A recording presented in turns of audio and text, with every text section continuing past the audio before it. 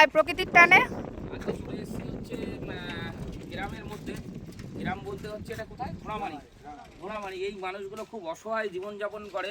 ওইটা আমি মানে প্রত্যেক বছর আমি আসি এখানে, মাছ টাছ ধরে এখানে। ওনাদের খুবই খারাপ পরিস্থিতি, মানে কেউ হেল্প করতে আসে না। আমি আগের বার একটুখানি চাল ডাল দিয়ে গেছিলাম, চেষ্টা করেছিলাম আমার তরফ থেকে। আমি তো সাধারণ মানুষ।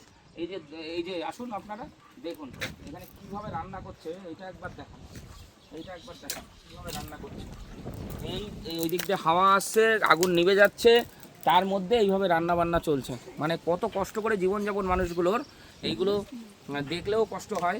আর আমি চেষ্টা করব যে একটুখানি কিছু করার ওনার জন্য আগামী দিন, মানে আর একটু বৃষ্টি বর্ষা হোক, তা আমি আসবোখানে। এর মধ্যে এসে তোমাদের কিছু করা যায় যদি, ঠিক আছে, তোমাদের যদি কিছু করা যায় আমি চেষ্টা করব, ঠিক আছে।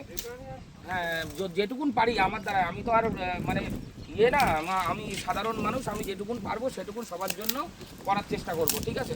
তো বন্ধুরা, খুবই খারাপ পরিস্থিতি ওনাদের হচ্ছে। সারা বছর এই মাছ ধরার উপরে চলে।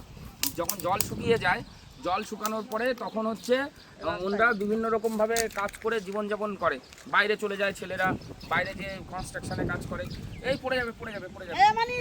তো এইভাবে জীবনযাপন চলে। এই মানুষগুলোর দেখলে মানে সত্যি কথা বলতে নিজেরও কষ্ট লাগে, খারাপ লাগে। মানে দেখি, আমি প্রত্যেক বছর আসি, এখান থেকে আমি গাড়ি নিয়ে যাই, তো সত্যি খারাপ লাগে এই মানুষগুলোর দিকে তাকিয়ে।